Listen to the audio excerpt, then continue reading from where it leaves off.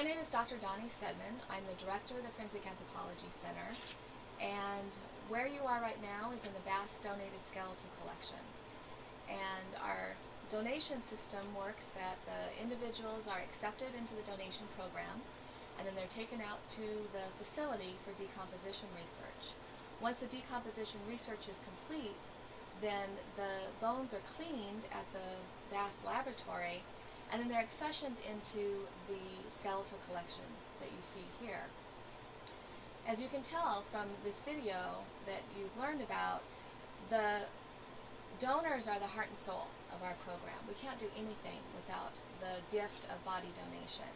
And so what I want to show you now is some of the things that we can learn about an individual skeleton, as well as some of the research that we have going on with the skeletal sample that we have here.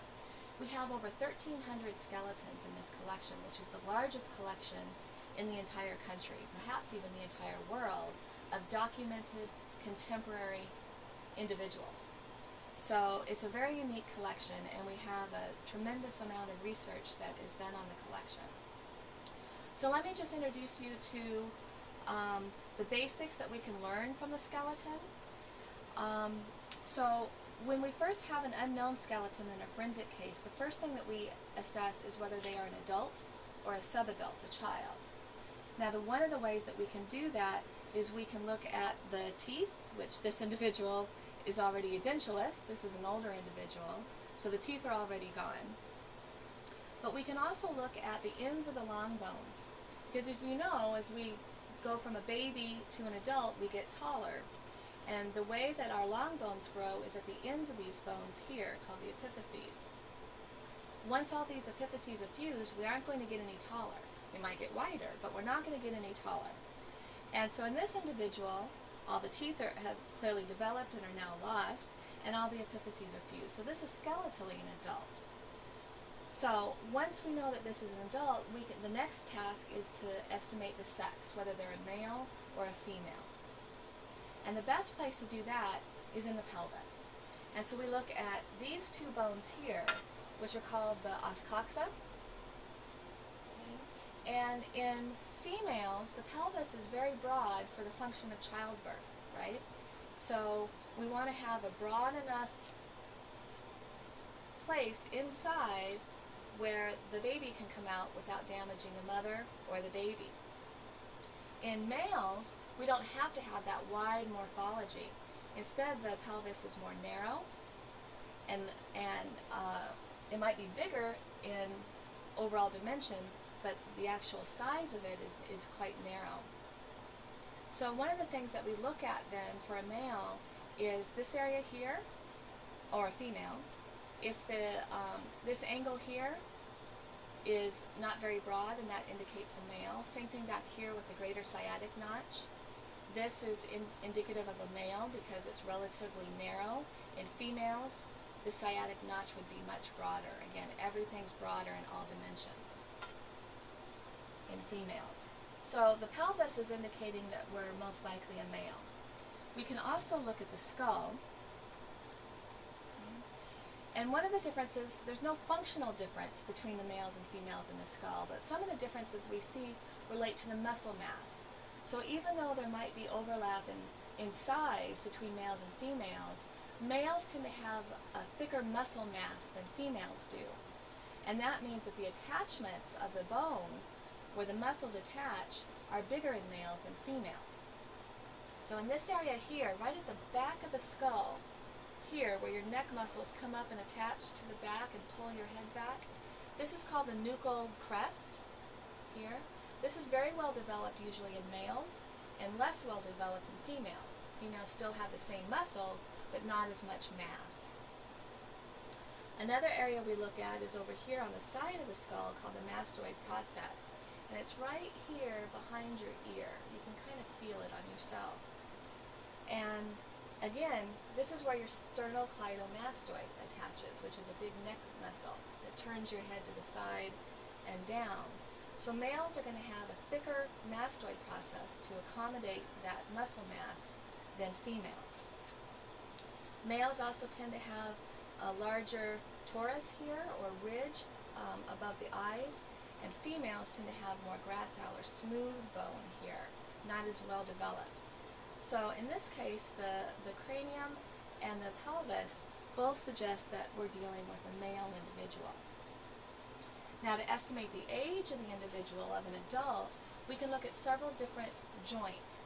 And these are joints that are not like the knee and the elbow and the hip, where you're constantly moving them, it's part of the daily function, but rather these are predominantly immovable joints that still have age-related wear over time. And one of the best ones that we can look at is back here in the pelvis, right up here in the front. This is called the pubic symphysis. Now in life, there's a piece of cartilage in here that separates these two bones. But over time, there's age-related wear on the faces of these pubic symphyses, such that when we're young, we have a bunch of ridges and furrows across this face. But as we get older, those ridges and furrows kind of smooth out and level off, and a rim forms around the edge. In older adults, all of that breaks down. We don't have any of those ridges and furrows, and we even lose that the rim around the edge, and it all begins to really break down. And that's kind of what we see here. And this is probably a better example on this individual, where you can see there's no ridges and furrows, it's very porous, the rim is starting to break down here. So this is consistent with an older individual, probably at least 50 years old. Other areas that we can look for age of the individual is in the skull. Now, we all have heard when you hold a baby, you don't want to touch the soft spots on the baby, right? That's because in infants, they have a large space between these bones, and these are called sutures. And the babies have even larger spaces called fontanelles. Over time, those close, and the bones get closer together. But really, the sutures don't fuse until our 40s and above. It takes that long for our skull to grow and completely fuse. And so what we can do is we can look at different points of the skull and see which sutures are fully closed and which ones are open. And we apply a little bit of math to that based on standards, and we can get a fairly good estimate about whether we're dealing with a young adult, a middle adult, or an older age adult. Another thing that we can look at is kind of a weird place, and it's where the sternal end of the fourth rib, which will be like this on the right side, meets the cartilage. And everybody thinks that the rib attaches to the sternum, but really there's a piece of cartilage that goes between the rib and the sternum. So this is called the costochondral joint. And what we see here on the rib end is in an older individual, that pit that you see right there in the middle gets much, much deeper. And the rim around it gets very irregular and porous. Porous means that there's lots of holes in it. It gets very porous and fragile.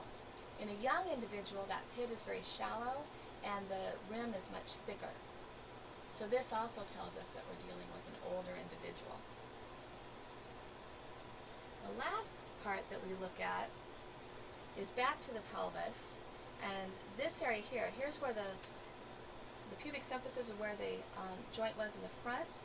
Back here is the auricular surface, where the os coxa meet the sacrum, very end of the vertebral column. And this is a bit more subtle, but we see some of the same morphology as we do with the pubic symphysis, where we start out with some furrows, some ridges and furrows. Really, they're more like striations.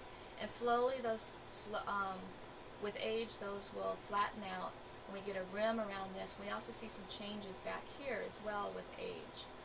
Now, this individual doesn't have any of those striations anymore, and this rim is pretty well developed, and they're starting to get some elevations back here. So again, this is all pretty consistent with an older individual. When we want to know the stature, that is how tall somebody was during life, we measure the long bones. Okay? And there's a couple of different methods that we can use. We can use regression formula based on standards of individuals that have known stature, and we can do some math and come up with the or stature estimate. We can also measure all of the bones that contribute to stature. So from the head to every single vertebra, all the way down to the long bones, down to the tarsals. That's called the anatomical method. And that has a pretty good accuracy for estimating stature. Now, one of the other things that we want to do as forensic anthropologists is figure out what about this individual is unique. Because remember, we're getting these individuals as unidentified individuals in forensic cases. So age, sex, and ancestry and stature isn't enough just to identify somebody. Those are all what we call class characteristics. So we want to look for things that are unique in the skeleton, that makes somebody who is over 50 and white and between 5'6" and 6 feet tall different from somebody else with those same characteristics. So we look for pathologies. These include broken bones. These can include arthritis. These can include all sorts of things that make one skeleton unique from another. And here's an obvious example for this individual. This is from a surgical procedure where this is the sternum, which is here in the front. This is from a surgical procedure where they had to cut open the sternum, most likely to get to the heart. So we see this most typically in open heart surgeries where they wire it back together again. So clearly this is somebody who recently had surgery. Okay, and that could help us identify them. We can also look at other sorts of pathologies, like in the vertebra, we can see vertebrae that have abnormally fused together. So this is the second cervical and third cervical vertebra. These are up here in the top of our neck. And normally we don't want these to fuse because that limits the range of motion that we have in our neck. But in this case, they did fuse. And so this is something that the person probably went to the doctor about because they would have limited motion.